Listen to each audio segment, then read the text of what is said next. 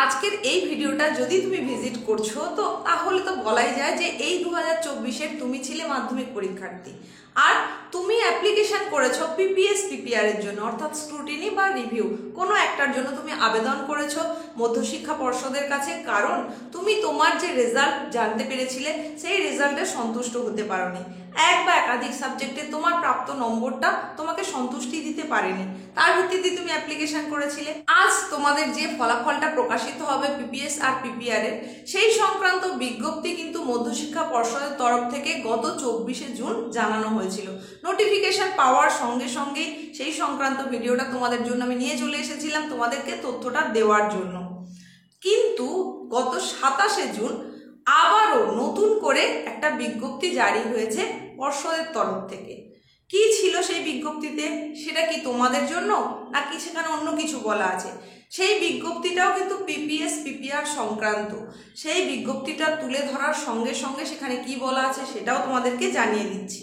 PPS PPR সংক্রান্ত নতুন করে যে বিজ্ঞপ্তি বোর্ডের তরফ থেকে অর্থাৎ মধ্যশিক্ষা পর্ষদের তরফ থেকে প্রকাশ করা হয়েছে, সেটা এই জন্যই দেওয়া হয়েছে, সেটা হচ্ছে তোমাদের জন্য নয়, প্রেসের জন্য সেটা দেওয়া হয়েছে। একটা প্রেস মিট করে সেখানে রেজাল্টটা অ্যানাউন্স করে দেওয়া হবে পর্ষদের তরফ থেকে। স্ক্রুটিনি আর রিভিউয়ের রেজাল্ট কেমন হলো সেটা প্রেস মিট করে অ্যানাউন্স হবে, তার জন্যই সেখানে একটা নোটিফিকেশন জারি হয়েছে, যাতে সেই যে রেজাল্ট প্রকাশের সময় সেখানে প্রেস মিট হয় এবং বিভিন্ন যে চ্যানেলগুলো মিডিয়াগুলো যাতে সেটা কভার আপ করতে পারে, তার জন্যই কিন্তু সেটা বলা হয়েছে। এবং তার জন্য যে নির্ধারিত সময় বেলা 4টের সময় নিবেদিতা ভবন, সেখানে এই প্রেস মিট হবে এবং সেখানে তোমাদেরকে তোমাদের যে রেজাল্ট পিপিএস আর পিপিআর তার রেজাল্ট অ্যানাউন্স করে দেওয়া হবে। আর তোমাদের তো আগেই আমি ভিডিওতে জানিয়েছিলাম যে তোমাদের যে রেজাল্ট সেটা তোমরা নিজেরা জানতে পারবে 5টার পর। যে যে ওয়েবসাইট ছিল সেই ওয়েবসাইট অ্যাড্রেসগুলো তোমাদের আমি জানিয়ে দিয়েছিলাম, একাধিক অ্যাড্রেসের কথা বলেছিলাম। সেই ওয়েবসাইট ভিজিট করে তোমরা কিন্তু তোমাদের roll number, date of birth আর একটা ক্যাপচা কোড ইউজ করে খুব সহজেই তোমরা নিজের রেজাল্ট জানতে পেরে যাবে। তো আজকের এই যে রেজাল্টের অ্যানাউন্সমেন্ট হবে সেখানে দেখা যাবে যে হয়তো মেধা তালিকাতে পরিবর্তন ঘটেছে, আবার নাও ঘটতে পারে।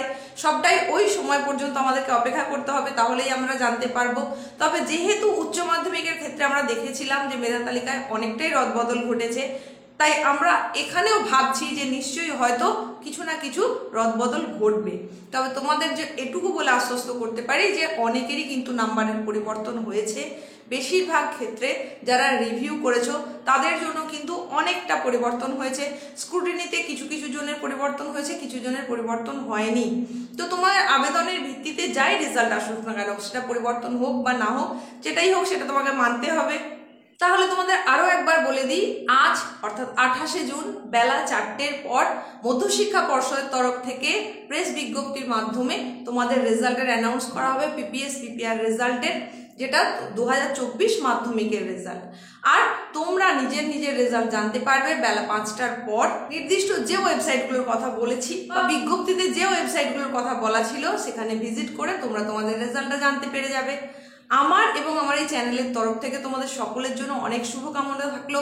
তোমরা যারা আবেদন করেছো প্রত্যেকের নাম্বারের পরিবর্তন হোক। রিভাইজড কথাটার মানেই হচ্ছে পরিবর্তন হয়েছে, যদি নো চেঞ্জ বা আনচেঞ্জ থাকে তাহলে সেক্ষেত্রে কোনো পরিবর্তন হয়নি। তো তোমরা যারা রিভাইজড কথাটা দেখতে পাবে সেক্ষেত্রে বুঝবে যে তোমাদের নাম্বারের পরিবর্তন হয়েছে। আর তোমাদের প্রত্যেকে যারা আবেদন করেছো তাদের নাম্বারের পরিবর্তন হোক, এটাই চাইবো। তোমাদের যেন আশাহত না হতে হয়। তো তোমাদের কার কিরকম রেজাল্ট হলো জানতে পারার পর অবশ্যই জানাবে, এটা আশা রাখবো। কমেন্ট বক্সে তোমরা সেটা জানিও কার কত নম্বর বাড়লো, টোটাল মার্কস এখন কত দাঁড়ালো।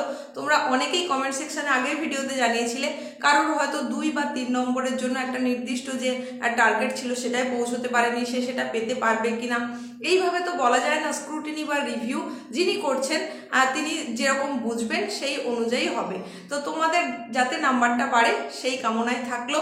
তোমাদের প্রত্যেকের রেজাল্ট ভালো হোক, তোমাদের আশানুরূপ হোক, এই কামনা করে আজকের মতো শেষ করলাম।